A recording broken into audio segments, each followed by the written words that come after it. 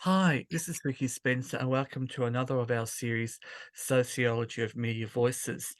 And because this week, which is still 2023, if anyone's watching it later down the track, we're looking at Homelessness Week and what it means to us. And we've heard already from a few web podcasts that we've looked at personal experiences of homelessness.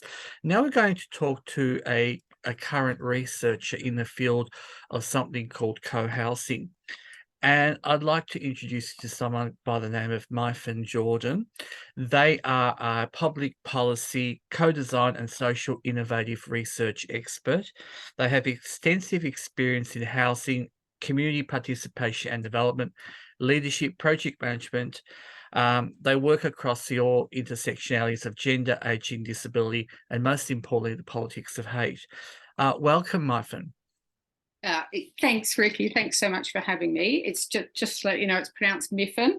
Oh, so sorry if I That's just all licked right. you. I get that all the time. I get that all the time. So So that's let's tell totally us a little bit understand. about yourself.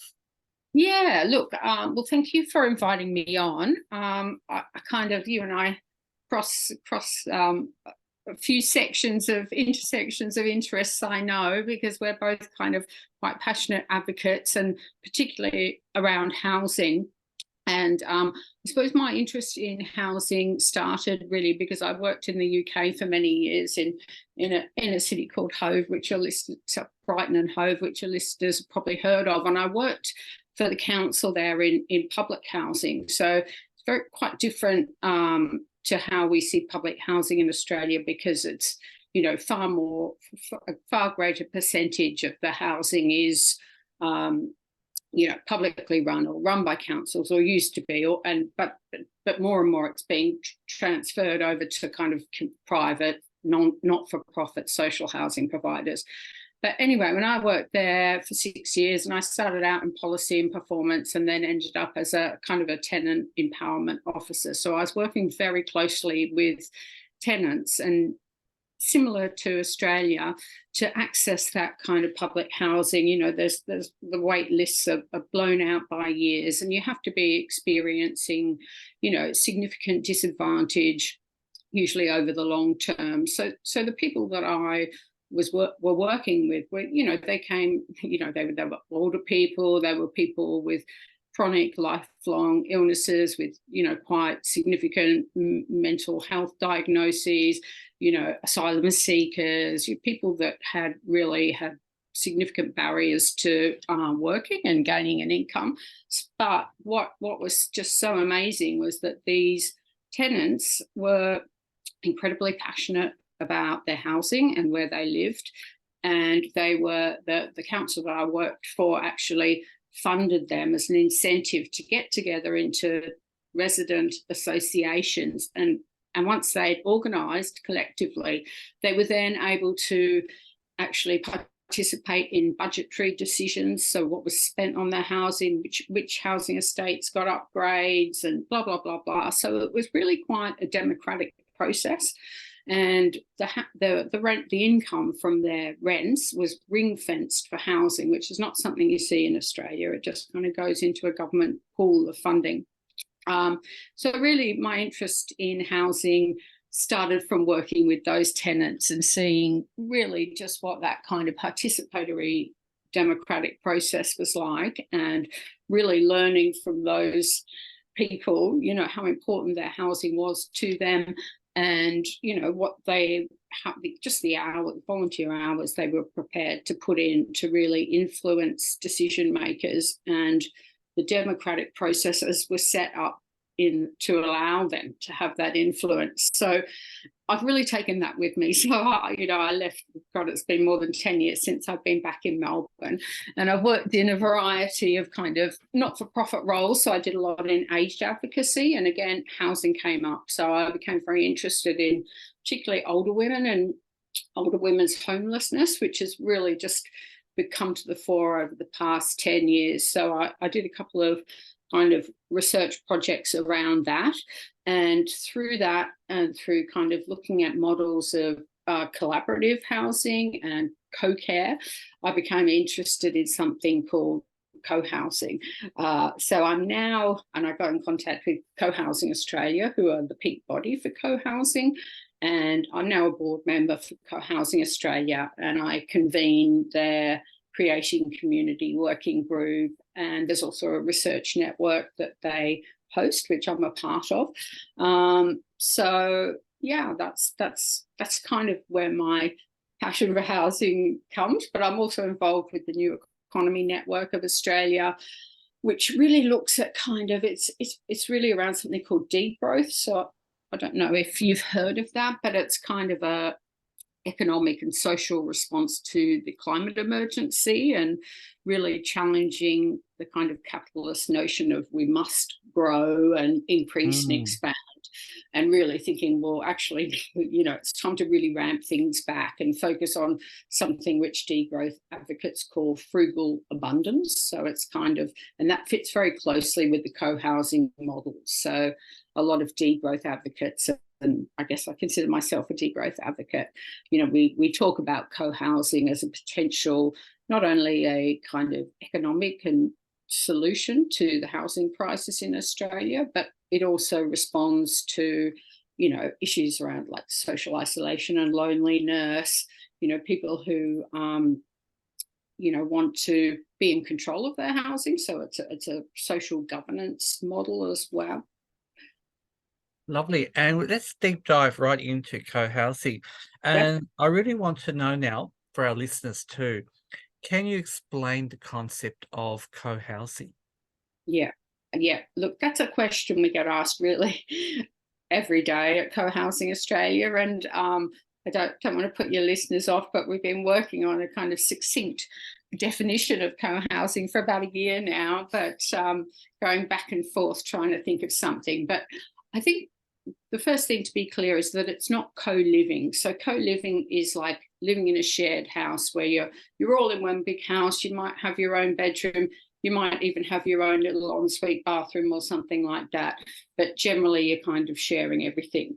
So the co-housing model, which originated in Denmark in the 1960s, I think, and is quite widespread over parts of Europe, and now the US and Japan and other countries. It's really that it's a collective community, but everybody has their individually owned or rented dwellings, but there are some common facilities. So typically there's quite a large, what they call a common house, which might have a kitchen, a dining room, meeting room, and once a week, all the residents, so kind of it's usually between, say, 25 to 40 separate individual dwellings. All the residents might come together every Sunday and collectively cook a meal and share a meal and kind of get together as a community.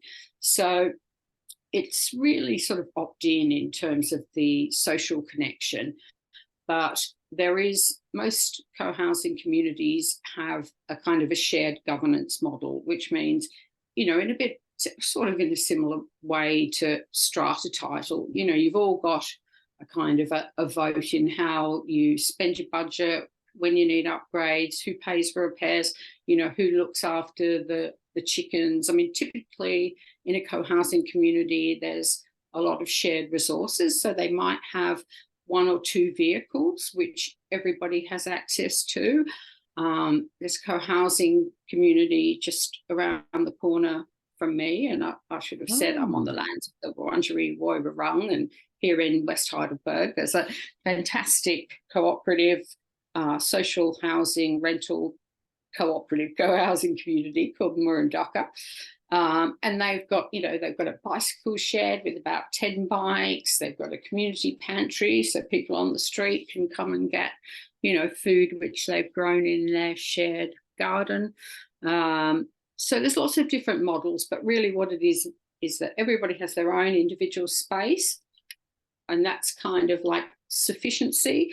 And then there's kind of this collective or common wealth of resources and facilities which everybody can use. So it might be that rather than everybody in the community having their own room for a laundry, that there's a shared laundry, like you get in old blocks of flats, in the basement, a laundry with, 6 washing machines and, whatever. So yeah, look, that's really it. And the important thing is not just the kind of the living together, but as I said, it's that social governance model.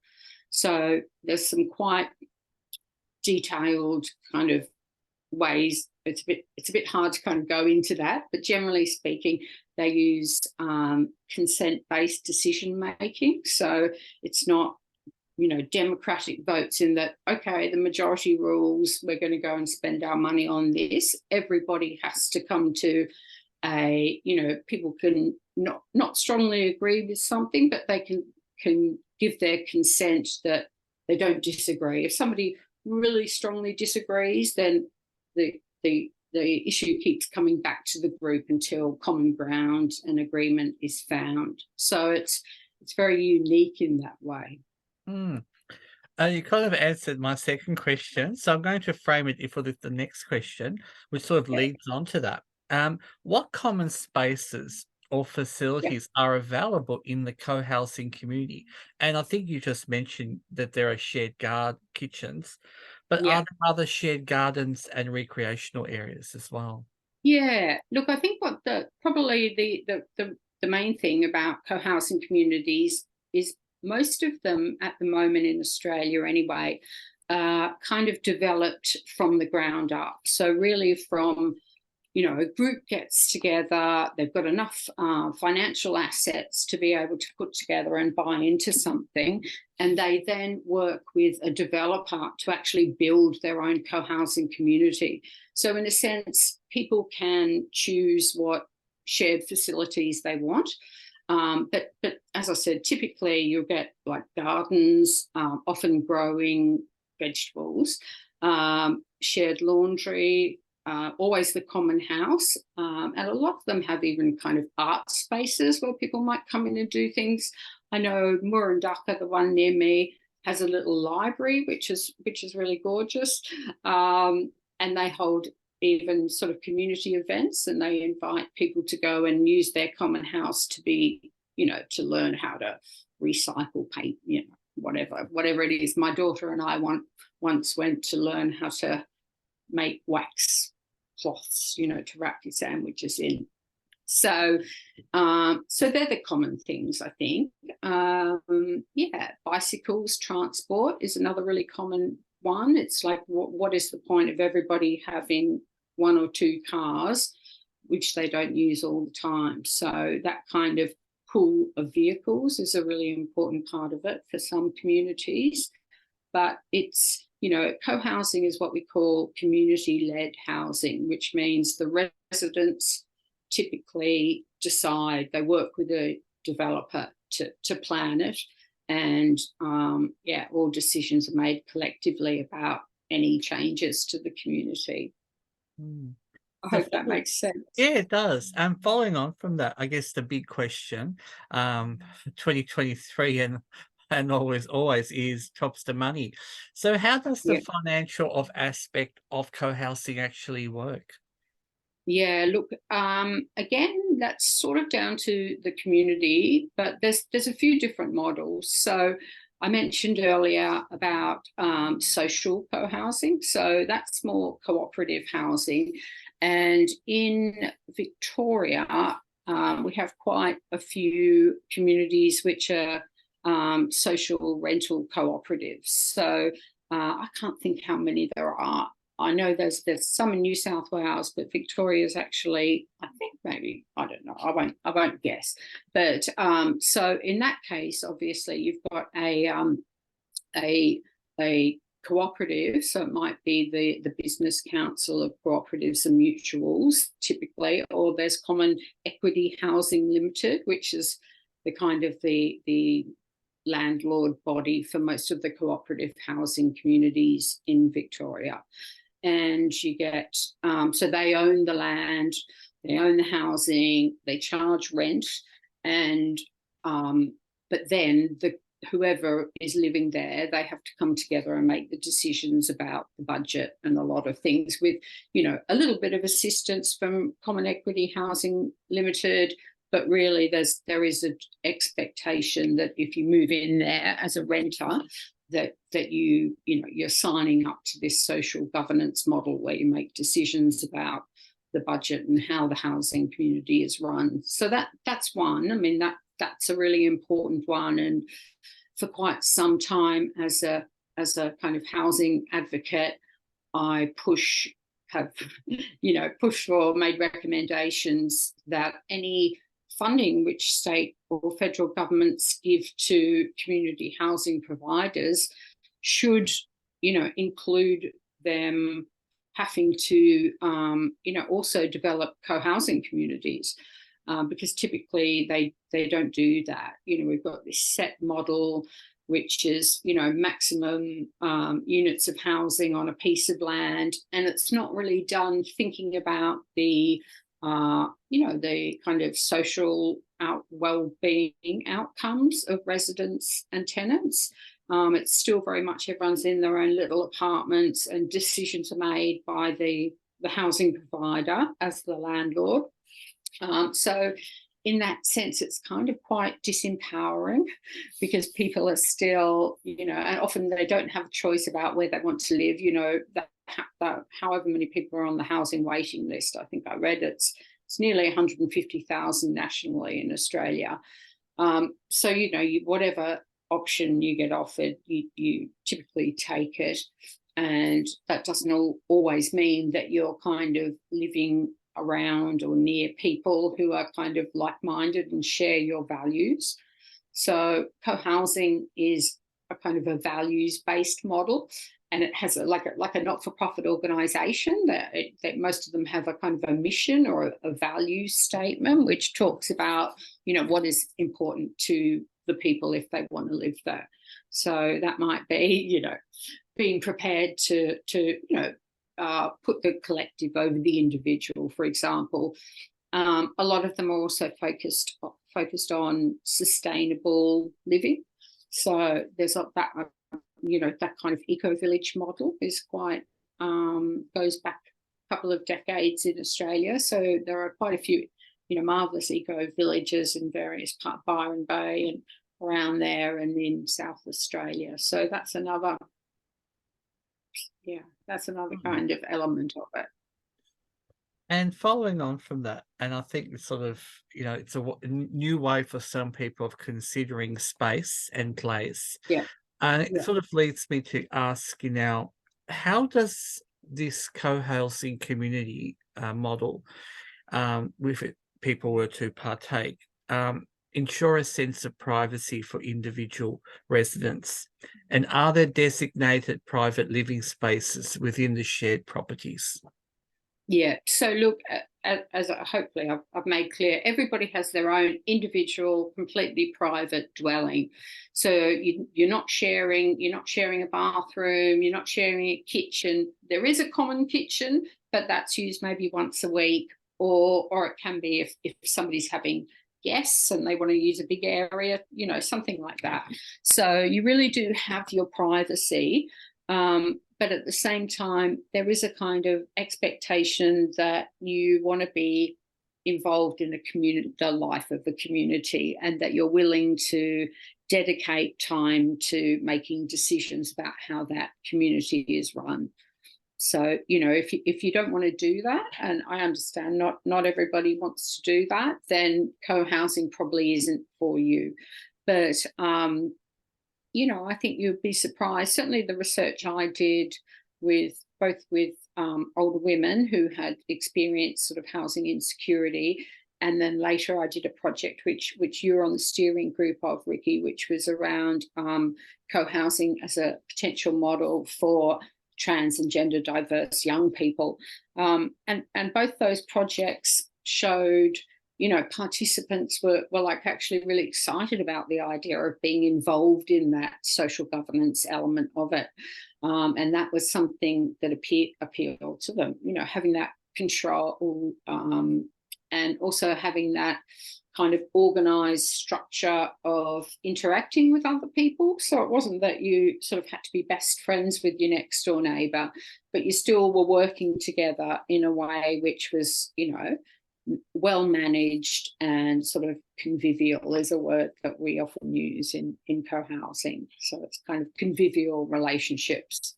And I do remember that one of the things that I learned from being involved is that, um, as was mentioned, you do have a space of your own in terms of, you know, where you can sleep and reflect and spend time by yourself, but you also have that, as you're saying, the community connection.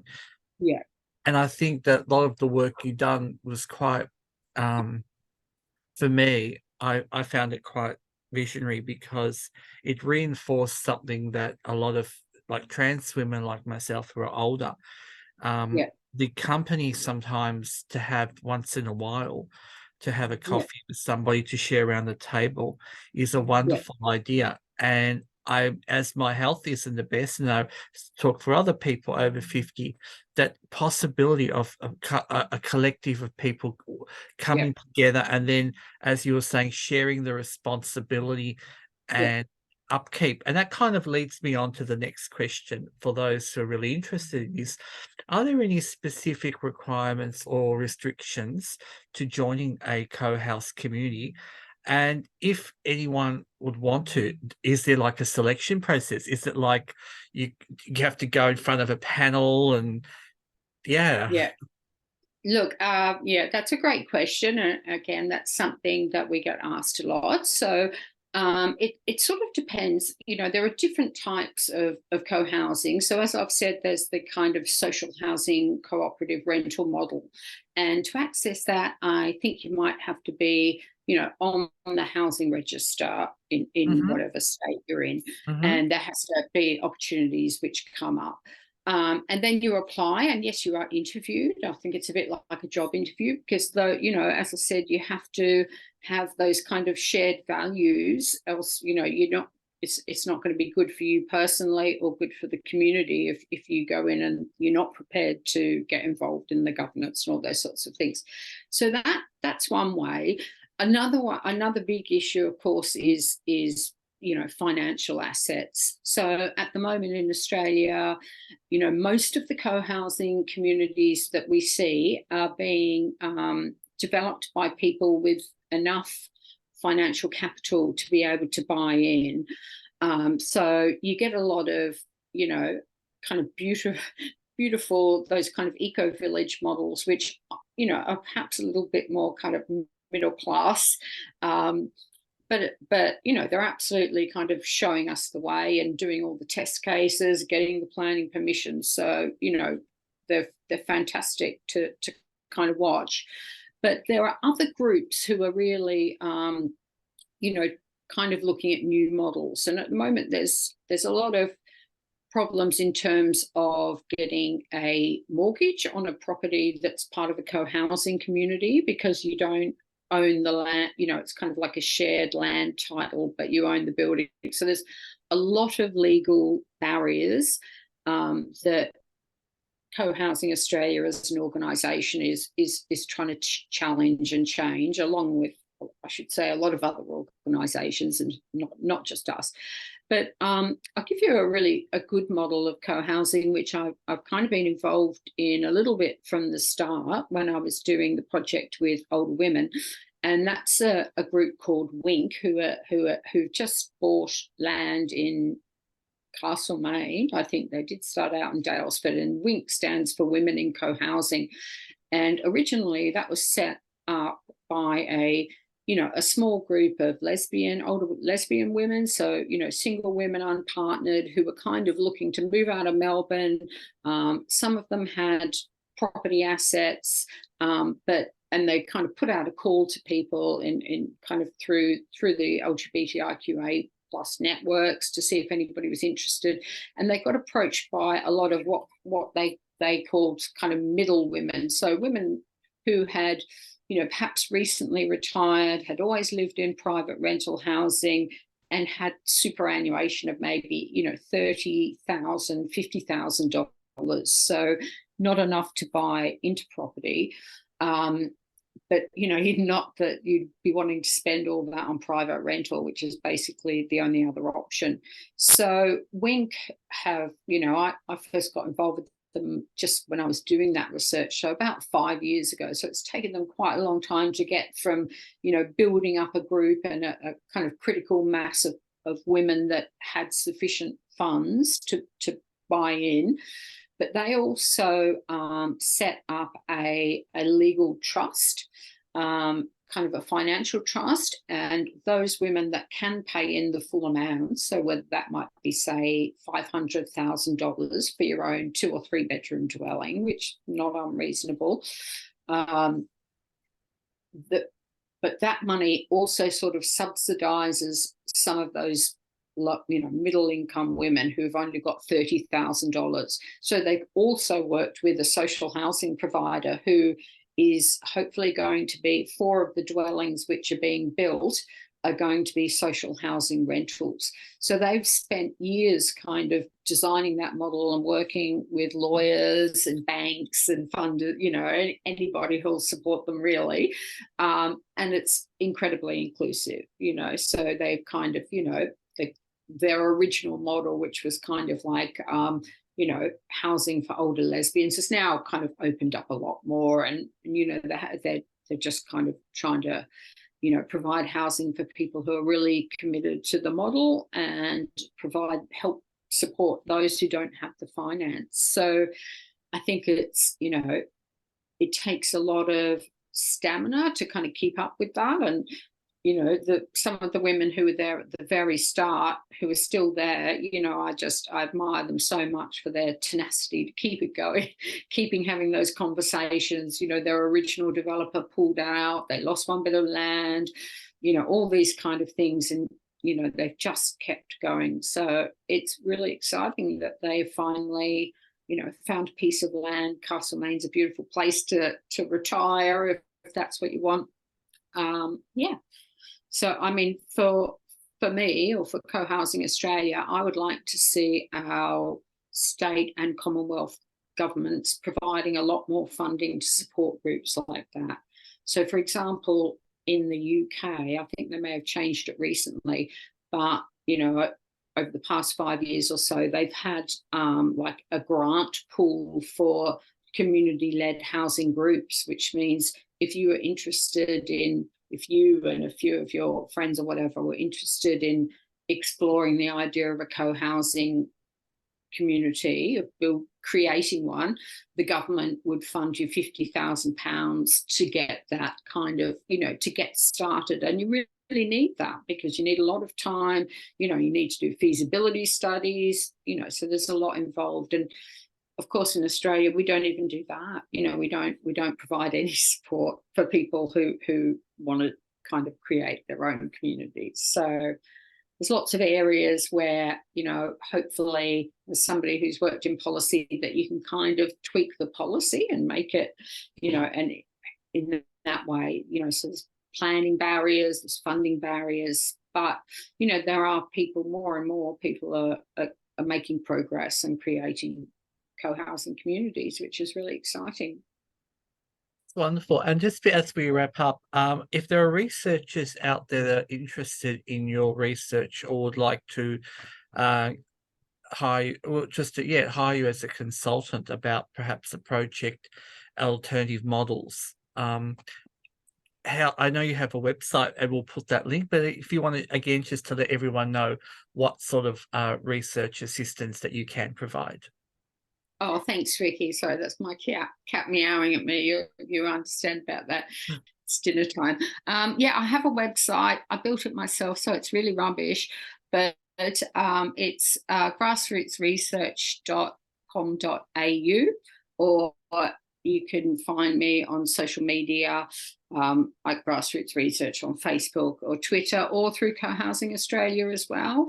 One thing I know we're running out of time, but something that your listeners might be interested in is that Cohousing Australia has just received some funding to create from an organisation called CoPower, which is an energy cooperative, to create a kind of what we're calling a co-housing connector. So it's a bit like a flat share or a kind of like a Facebook group, like you and I know that we worked with Lee, who had the Mm. Trans House in Melbourne kind of Facebook group. So we're going to be building this kind of online platform for people who can kind of say, I'm an individual, I'm interested in co-housing, I live in Heidelberg, I've got, you know, $50,000 to invest. Is there anybody in my area or with similar values and ideas that would like? So it's kind of a connector to connect people, share when land opportunities to come up, all that stuff. So,